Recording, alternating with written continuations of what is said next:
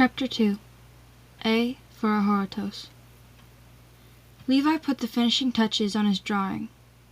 He needed to get the details right. He should know it by heart by now. He'd seen it often enough in his dreams.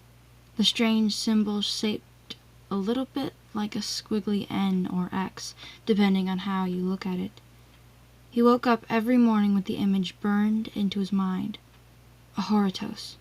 The name whispered in his head over and over. What was it? What did it mean? And why was it haunting him? He sat on a bench against the wall of the Cedar Creek Recreational Center, facing the skateboard park, his board at his side. His friends were all out skating, practicing new tricks. Across the parking lot, other kids were gathering for a game of basketball. Levi glanced over and saw that new kid Xavier trotting out onto the court, hands in the air, laughing. Xavier had quickly become king of basketball at the rec, or he seemed to think he was. "Hey, Levi, come show us something, man," his friends called, beckoning him out onto the ramps. "In a minute," he called back. He yawned. He loved skateboarding, but he was too tired at the moment. The dreams were starting to get to him. A Horatos. The word seemed to float like a feather in his mind, wafting this way and that, always near but just out of his reach. "What's up, Levi? Want to join in the pick-up game?" His dad's voice snapped him back to reality.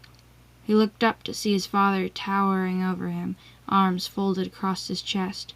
James Arthur, known to the other kids as Mr. J.R. He wore a whistle around his neck, which meant he was going to ref the basketball game.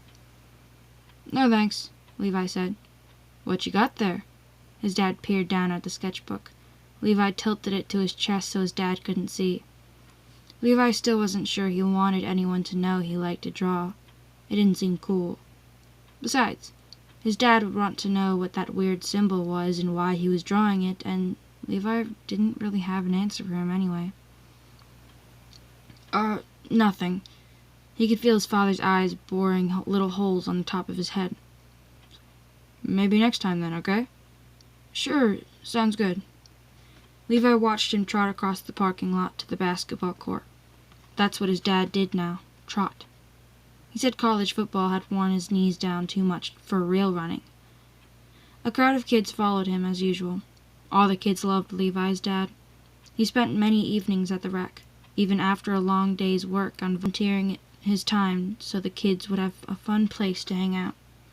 Good thing, too, because without him there, the place would be utter chaos. The only staff was a part-time college student who spent most of her time in the office, studying for some summer course she was taking, drinking chai lattes from Starbucks and texting her college friends. A squad of ninjas could rappel through the roof and she wouldn't know a thing about it. "Levi!" Brianna Turner suddenly stood in front of him, a tube of lip gloss in her hand as usual. She'd apparently just applied it because her lips looked like she'd kissed a bowl of glitter. She wore black and white striped leggings and a pink hoodie with sequins around the pockets, even though it was over 80 degrees. She stuffed the lip gloss into the hoodie pocket and flopped down next to him on the bench. Her lip gloss smelled like peaches. "Hey, Bean," he said. He still called her that, even though he knew she didn't really like it anymore. He couldn't remember why he had come up with that nickname in the first place. Maybe because she was skinny like a string bean, or maybe it was just easier to say than Brianna. "What you drawin'?" Brianna leaned over to look. Her thick mass of long, tight curls, barely held back by a wide, sparkly headband, practically took out his eye. "Nothin'."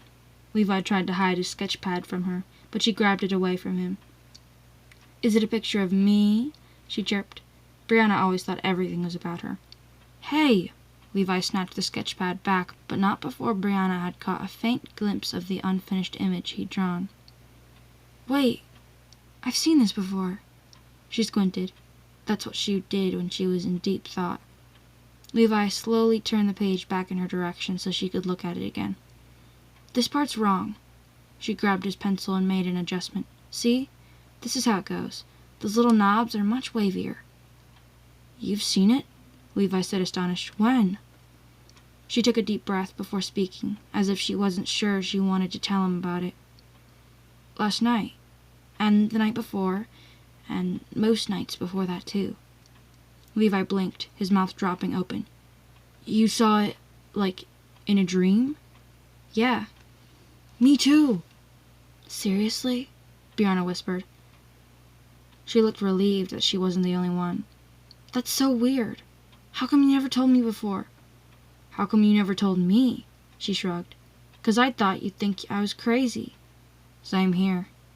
Brianna, Bean, had been Levi's best friend for as long as he could remember, even though at first she'd annoyed the heck out of him. She lived next door in a tiny house with her grandparents and 3 older sisters.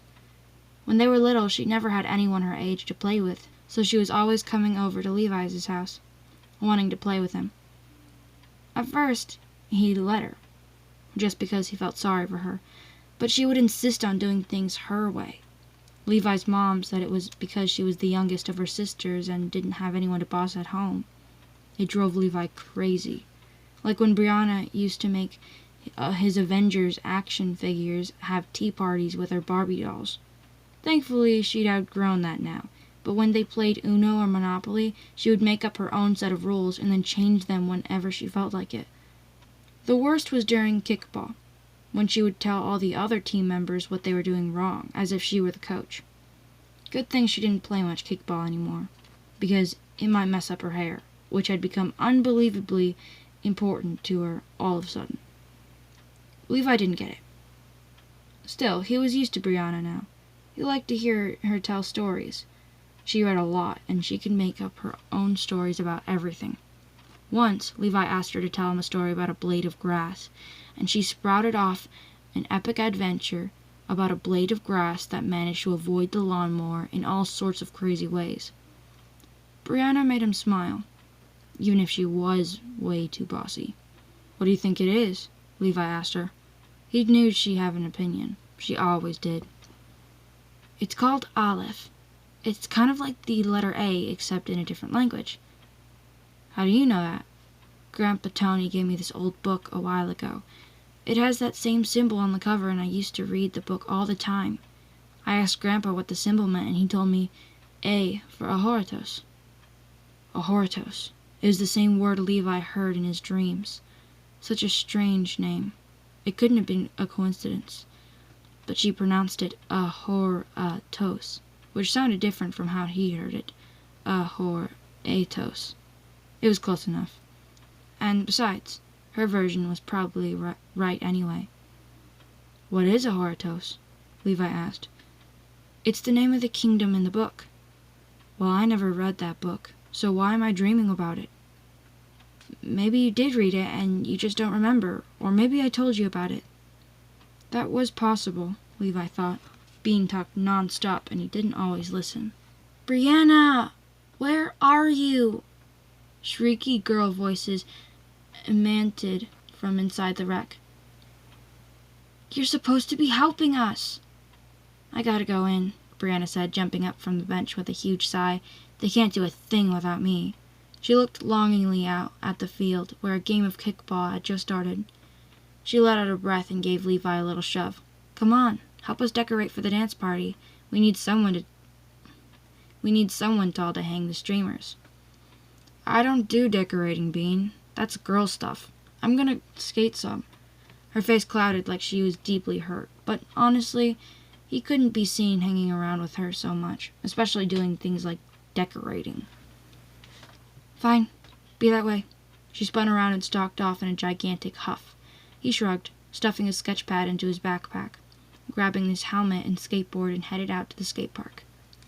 Mr. J.R. and a few of the other dads had built the skate park next to the wreck so that the kids would have a safe place to skate. It had ledges and ramps, a quarter pipe, and even a fun box, which was a big box with a bunch of ramps attached to it. A dozen kids were skating, practicing their ollies and kickflips. Most stopped to high-five Levi as he pumped over to his friends Jeff, Logan, and Mikey at the mini ramp. "About time," Jeff said. "Too busy talking to your girlfriend?" "She's not my girlfriend," Levi said, annoyed. He bent down to check the laces on his brand-new Vans, black high-tops with a gold swag on the side. He kind of wanted the other kids to notice them. He was always particular about his shoes, but these were the coolest he'd ever owned. He wasn't supposed to wear them. His mom didn't want him getting them scuffed up before school started. Besides, they were just too awesome not to wear. The skaters took turns on the quarter pipe, working on their kick turns and nose slides. Levi was about to do a run on the fun box when he heard commotion from inside the wreck, noisy laughter and shouting. The other kids stopped riding and looked in that direction too. "What's going on in there?" asked Mikey. "Let's go see," said Levi. The skaters left their boards and hurried into the building. Levi went in first to see Brianna and the girls, still holding party decorations huddled against the wall. Some of them looked scared, but some were laughing. He caught Brianna's eye. She was furious. In the center of the room stood 4 big, menacing boys. They were laughing like hyenas at a white shape writhing around on the floor. It took Levi a few seconds to realize it was a kid, completely wrapped up in toilet paper. "Look, it's a mummy!" Levi glimpsed a pair of thick red glasses and a knot of dark hair peeking out from the paper wrapping. He sighed. Manuel. That dorky smart kid. He's always getting picked on. Levi heard his skateboarder friends laughing along with the rest. Brianna glared at them, frowning. The main bully, whose name was Landon, bent over to speak to Manuel in a taunting, falsetto voice. "He's crying. I think he misses his mummy." More raucous laughter. It was a cruel joke. Landon probably didn't even know that Manuel's mom died a year ago. Or maybe he did, and that's why he said it. He was just that mean. Manuel flailed on the floor, trying to free himself from the wrappings. "Man, look at that baby," said Jeff, nudging Levi. "I think he's gonna start crying." "Cut that out!" Brianna marched up to Landon and his crew with her fists balled up, all 80 pounds of her ready to explode. The bullies only laughed louder. Levi moved toward her, wanting to get her out of their line of fire. She brushed him off. "Mind your own business, princess," Landon sneered, pushing her out of the way. Brianna almost fell, and Levi quelled an impulse to go and help her. She'd just be mad at him for treating her like some fragile doll. Brianna straightened, one hand going up to check that her headband was still in place. The 4 boys continued to taunt Manuel, saying, "Hey, what's the matter, kid? Walk much?" and other stuff like that. Manuel stumbled around, trying to stand up. Brianna stalked over to Levi, her brown eyes pulsing with fury. "You've got to help him," she whispered, hoarsely. Levi took a breath. What could he do anyway? He felt sorry for the kid, but he wasn't about to get a bloody nose over it. Not in front of his friends. Just then the office door flew open, and Mary Stanton, the college student, burst in, a phone in one hand, a Starbucks cup in the other. "What's going on in here?" she demanded, clearly annoyed at being interrupted from her important texting. She took one look at Manuel and let out a gasp. "What are you kids doing?" "Nothing, Miss Stanton," said Landon with a mock innocence, trying to keep a straight face. The boys behind him continued to snicker. They didn't take the college student very seriously. She was certainly no match for 4 hefty boys. "You need to get your dad," Brianna hissed to Levi. "Miss Stanton can't handle this herself." Brianna was right, and Levi knew it. Only Mr. J.R. could deal with these boys. Levi was about to turn and run out the door when something caught his eye. A flash, there and gone again, above Landon's head. Levi blinked, wondering what he was seeing.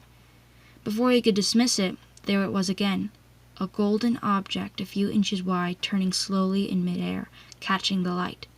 Then he realized what it was, the same symbol he had dreamed about nearly every night, the one he'd tried to draw earlier,